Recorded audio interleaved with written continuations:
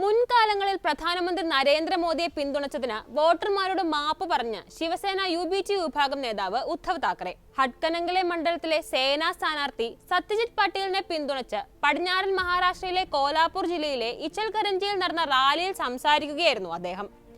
2019 തന്റെ സർക്കാർ വീണുപോയ സാഹചര്യങ്ങളെക്കുറിച്ച് സംസാരിച്ച ഉദ്ധവ് ശിവസേന യഥാർത്ഥത്തിൽ ആരുടേതാണെന്ന് സുപ്രീം കോടതി ഇതുവരെ പ്രസ്താവിച്ചിട്ടില്ലെന്നും പറഞ്ഞു. തെരഞ്ഞെടുപ്പ് കമ്മീഷനും മധ്യസ്ഥനും BJPയുടെ സേവകരാണ്. അവർ അവരുടെ വിധി പറഞ്ഞു. ഇപ്പോൾ പ്രധാനമന്ത്രി മോദി ഞങ്ങളെ വ്യാജ ശിവസേന എന്ന് വിളിക്കുമ്പോൾ അദ്ദേഹം കോടതിയിൽ സമ്മർദ്ദം ചെലുത്തുകയാണ്. BJPയുമായി കൈകോർക്കാൻ ആരും തയ്യാറാകാതിരുന്നപ്പോൾ ശിവസേനയുമായി സഖ്യമുണ്ടാക്കി. എന്നിട്ടും കാവി പാർട്ടി എല്ലാം നൽകിയ ഒരു മനുഷ്യന്റെ സർക്കാരിനെ താഴെയിറക്കി. 2022 ജൂണിലെ തന്റെ സർക്കാരിന്റെ പതനത്തെ പരാമർശിച്ച് താക്കറെ വിശദീകരിച്ചു. നരേന്ദ്രമോദിക്ക് വേണ്ടി പണ്ട് വോട്ട് ചോദിച്ചതിന് ഞാൻ മാപ്പ് ചോദിക്കുന്നു. കാരണം അദ്ദേഹത്തിന്റെ സർക്കാർ മഹാരാഷ്ട്രയെ വഞ്ചിച്ചു. ലോക്സഭാ തെരഞ്ഞെടുപ്പിൽ BJP ശിവസേനയെ ഉപയോഗിച്ചു. എന്നാൽ നിയമസഭാ തെരഞ്ഞെടുപ്പിൽ തങ്ങളുടെ സ്ഥാനാർത്ഥികളെ പരാജയപ്പെടുത്താൻ തന്ത്രമെനയുകയാണ് BJP. നിങ്ങൾ ലോക്സഭാ തെരഞ്ഞെടുപ്പിൽ ശിവസൈനികരെ ഉപയോഗിച്ചു.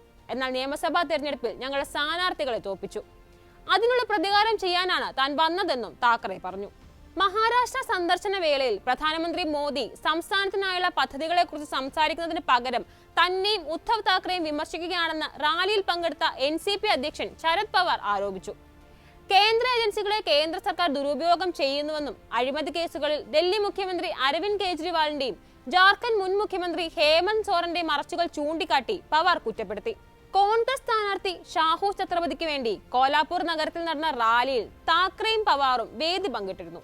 പ്രധാനമന്ത്രി ജവഹർലാൽ നെഹ്റു സംസ്ഥാനങ്ങൾ സന്ദർശിക്കുമ്പോൾ രാജ്യത്തെക്കുറിച്ചാണ് സംസാരിച്ചതെന്നും ഇന്ദിരാഗാന്ധി ദാരിദ്ര്യ നിർമ്മാർജ്ജനത്തെക്കുറിച്ച് സംസാരിക്കുമായിരുന്നുവെന്നും പവാർ പറഞ്ഞു.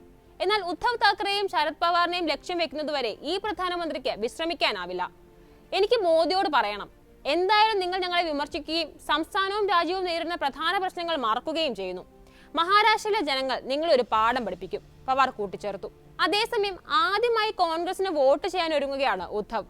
ശിവസേന പിളർന്ന് രണ്ടാവുകയും ഒരു വിഭാഗം BJPയോടൊപ്പം പോവുകൂടി ചെയ്തതോടെയാണ് കൈപ്പത്തിക്ക് വോട്ട് ചെയ്യാൻ ഉദ്ധവ് താക്കറെയ്ക്ക് അവസരം ലഭിക്കുന്നത്.